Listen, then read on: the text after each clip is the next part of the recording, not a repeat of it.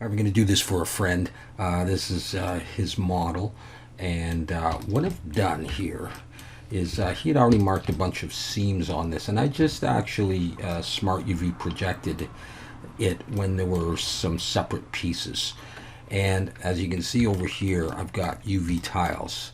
So for example, if I select all of this, you'll see it's some of that stuff and all of this. Okay, and I've done this to try and increase the texture resolution instead of doing it all on one UV. Now, Smart UV Project is not the best way of doing things, but that's what I've done. And actually, some of these seams will help in Substance Painter to delineate where materials go, but you really wouldn't need them. If you build a separate object here and then put it on, Substance Painter is going to be able to put material just on that object. Anyways, we'll get to that in a bit. So the main point is forgetting the seams, just Smart UV projected and pulled parts of the gun into different UV tiles. And in case you don't know how to set that up, in this version of Blender, you just come up here to the overlays, click there, and you can change the number of UV tiles. So you can see I've got 5 in the X there.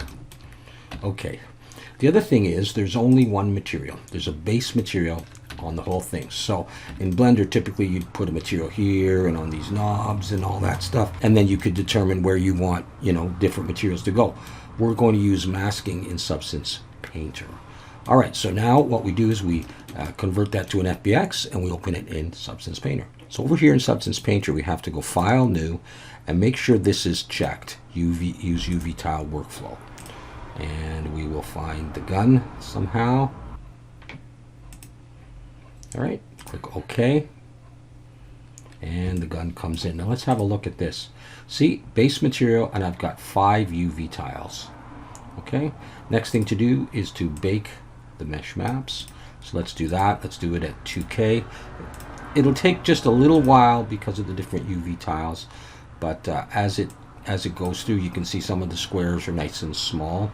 It's not, perfectly done UV map or anything, but hopefully it will be okay.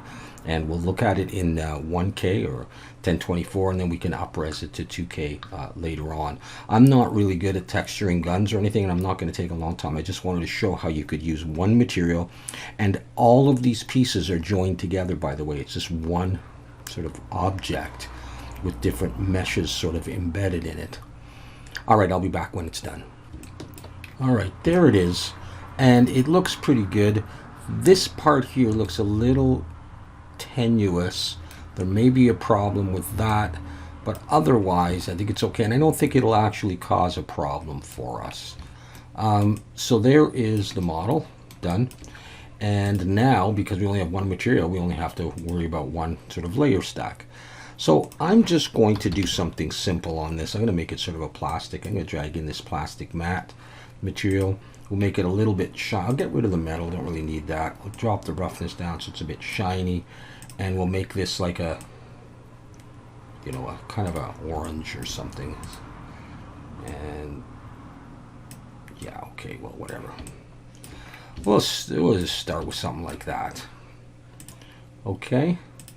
All right, so that's like our orange. We call it orange. Do whatever color you want. I'm going to duplicate that layer. And I'm going to change that to black.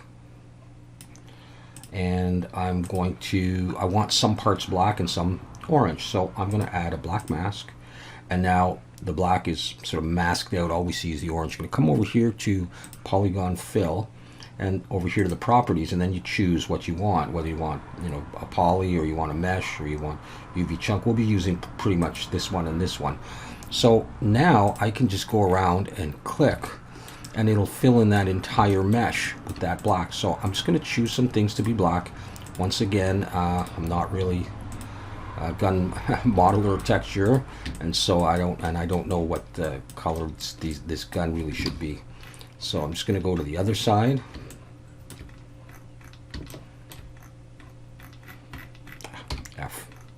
F is your friend if you need to reframe it. All right, so I'm just single clicking the parts. Again, these are all joined together. And now for this piece, if I click, and if it does the whole thing, you can see that this piece is joined to the rest of it. It's not like a separate mesh like this. So I'm going to switch to UV chunk, and then with a couple of clicks I can get the stuff that I want. So, you know, it takes a minute to do this, but it doesn't take long. And then when you go to apply these textures in Blender, it's actually very easy. So any time that you had to spend here, you'll save in Blender. And I'll show you what I mean by that. If I just get through all this, I might speed it up at some point, not show you every little thing. But anyways, I'm just going through and I'm clicking, and hopefully I'm getting what I need. And I mean, I'm not going to texture necessarily the whole thing. Click the brush to come out of that to see what you've got. Let's try something else. Let's go back to the mask. It's polygon fill. Let's try mesh and just click on the trigger, and that does it. Now if I click on this, I'll get that whole section. Maybe I don't want that, but let's go through and do some of these bolts, you know, which were separate meshes, so very easy to do. And I'll just turn around and do the same thing on the other side, just to give you a few ideas of how easy this is to do. Obviously you'd spend more time on the materials. Here, let's do that piece and see how that looks. And all of these can be done that way too. I mean, I have no idea if this is what the gun would look like. See, I clicked that, I got the whole thing because it's a separate piece. Let's just do all of these. And see, I may end up missing some. All right, we'll just go ahead. I'm sure it's not supposed to look like that. And I'm testing, I'm just clicking to see what's an individual mesh, and you know, what I need to isolate more. All right, let's have a look at that. All right, so if there was a problem with this piece, you'll never even see it. How about some of these insets? You know, I wonder if we want to do a different color, just for the fun of it. Okay, this is actually black, so let's go black. How about we duplicate this and change the, actually clear the mask, okay, because we have all the old information. Clear that, and let's change this to, I have no idea what would work.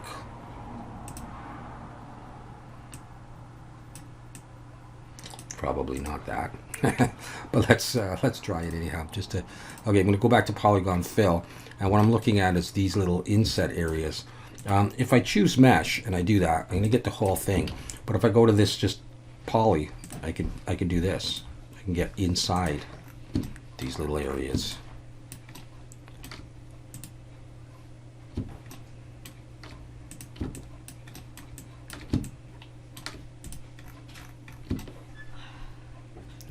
Where else?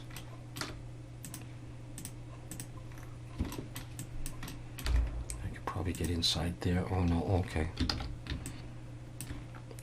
Let's see what happens if I do that. Oh, I got the whole thing there. Okay. A little trial and error. I'm not saying that looks any good, but maybe you should put it in there. You get the idea though. Maybe that would be an emission in there. We could do that. Okay, actually I want to come back. I don't know what color that is. I'm going to call it green, for lack of a better term. I want to come back up to this here and go over to mesh and click the front. And we'll get the entire front part. You know, maybe yeah, that'll take a little while. If you wanted to do the grip in black or something, all right, what you would probably have to do, see if I do mesh, I don't really get the whole thing. I could do that, and then, you know, you could come around with UV chunk. And again, it is going to depend on how you modeled it and you know, potentially where your seams are. But I mean, it's trial and error. And once you get a method that works for you, you can just do it. I'm not sure I'm getting everything. I'm going to try actually, yeah, because these are like, looks like sort of separate pieces. This mesh is working better.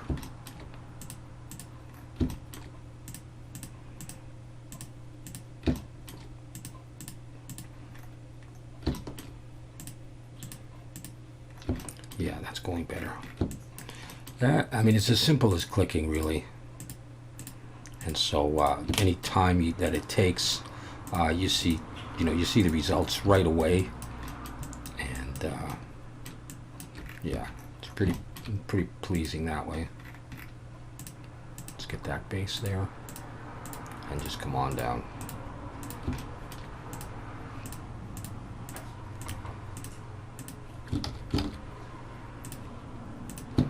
You click the wrong thing, just Control Z, and you're on your way again.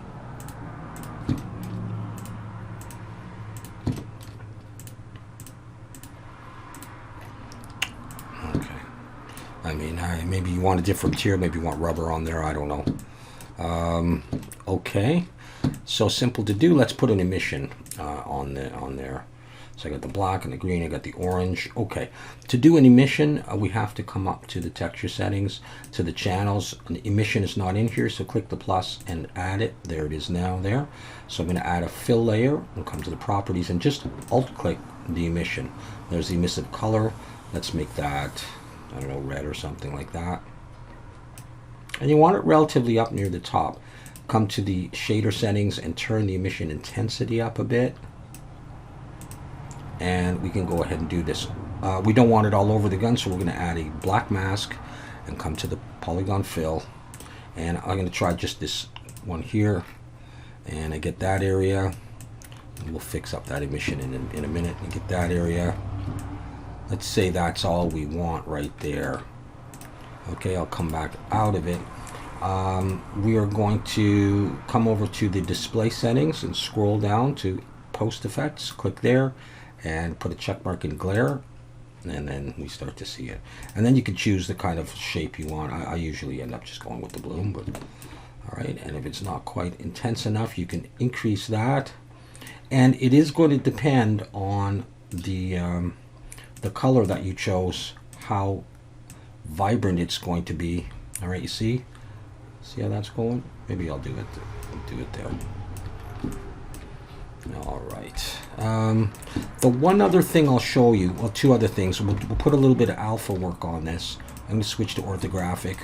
I'm going to put that on, and I'm going to put on, come back to actually we'll create a new layer, and I'm going to use color and height, and I'll use black, and I'll drop the height down. And I'm going to put on a mirror this way, and I'm going to change it to, I think, probably the Z direction. And you can come over here and you can see the line going down. So we'll do it on both sides. All right. You don't want to do text this way because the text will be backwards. I'm going to do dots. I'm going to choose this one, and we'll just try dropping that down. Now this is where the texture resolution comes in. All right, for your alphas to look good. So that's looking okay to me, and I really don't know where to put this stuff, so I'll just put a couple of things here and there, and yeah, call it a day. So yeah, okay, we got that. And of course you could use bolts and stuff, so just see if you can find a bolt alpha, or I've got some on the Discord. I'm not going to use, however, on this, I'm not going to use color. I'm just going to use height, and I'll leave it around there. Okay, and we'll come back. I should still have the mirror on, so I'll just put a couple of bolts, one there, that'll get mirrored to the other side. Then they're not very dark yet, but we're going to put some dirt on there, and that should help. Just, I don't know where the bolts go on this thing. So just anywhere. That makes sense to you. It's just an illustration for now. All right, anyways, you'll get the idea from that. Okay, I'm going to go back into perspective view, and let's add some dirt to this. Let's turn off the mirror. So this is alphas. Okay, fill layer. We're going to use color and roughness. Roughness is going to be all the way up for dirt. And for the color, I'll click there. I'm going to make it dark brown, something like that, brownish green. and add a black mask, and on the mask choose generator, and for generator choose dirt. And this is going to depend on how good your unwrap is as well, how it adds. But I'm just going to add a little bit, and that has dirtied it up a little. Often what I'll do, if I don't like the way it's working, I'll click try planar, and I sometimes will play with the grunge scale, and then I find I can up that a bit, you know, and we'll get that substance painter look where it's too much, but you know, that's all part of learning how much to use. Let's say we were happy with that. I'll call that dirt. Let's get some of that dirt in the bolts so they look a bit more realistic. So click on the alpha layers and add an anchor point, and it'll just be called the same name as the layer. Then click on the dirt and scroll down to micro details here. Make micro height true because we're using alphas, not normals. And down here, instead of this one, that's for normals, choose this one. Choose the anchor point, and then under the reference channel, switch that to height and check out the bolts. See the way the darkness came in? It also came into there. Now you can play with the levels a bit too, but I'm not going to bother. So that's basically it. If you want, you can put some scratches on the gun as well. So I'm going to come up, put another fill layer, and I'll do height alone for now. I'll just drop it down a little bit, and we'll add a black mask, and then we'll add a fill to that black mask. And open the properties. See this grayscale. I'm going to use that. Come to procedurals, type in scratches, and I like to use this last one here. Okay, drag that on, and we have scratches on. Now this is very dependent on the resolution. So let's first of all drag this balance down so we just have a little bit. You can change this quantity, the width. You can change the seed. Just a little bit of scratches here and there. You can see some here. Now they don't look very good because really they do require high resolution, and so the last thing we can really do at this point is switch to 2K. I mean, you could go higher, but I can't imagine doing that. See, that doesn't look too bad. So we have some scratches. I just wanted to show you, if I come back to the scratches and I activate color. Now I've left them on white. I often will go for a black or something. They're just a little bit more visible, whether you like that or not. So there is the gun. Okay, and if you want to see it better, you can press the tab button, and you can add here, sorry, where is it there? Scroll down to temporal active anti-aliasing. That'll make it look better. You can activate a color profile, and that'll change things. Let's say you just want to do a screenshot. You know, looks pretty good. And of course, you could change the HDRI, and maybe you find something that you like better.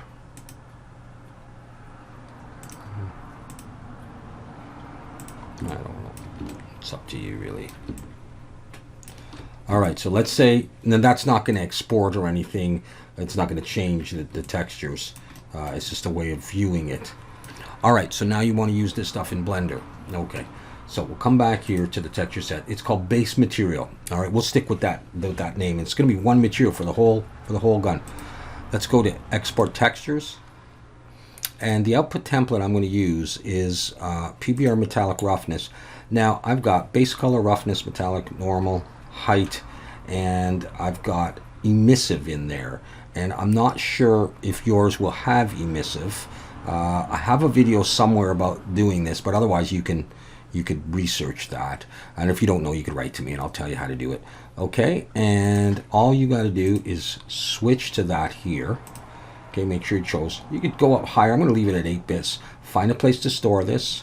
I'm just going to do this in my Blender texture test. Okay, and they'll all be called base material. All right, let's do this. All right, see, The gun test, base material, base color, roughness, metallic, normal, all 1001s. Then we get 1002, 1003, 1004, 1005, because we had 5 UV tiles. So you got all these materials, and you're going, how am I going to set this up? It's easy. It's not difficult. Come back to Blender, go to the shading tab. We'll zoom in on the gun, looking in material preview. Okay, I've already called it base material, so we have that. Now, we are not going to click on the principal BSDF and go Shift Control T. It's not like that.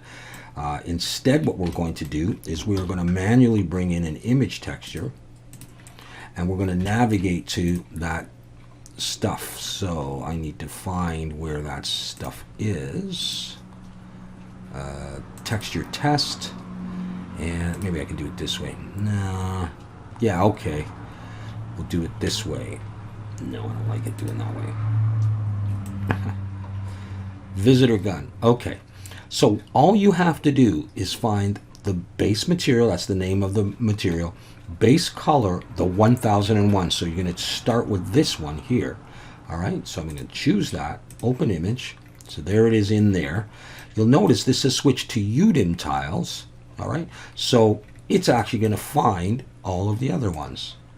Put that in, and it's done most of what we need right there. All right, there's all of the base colors.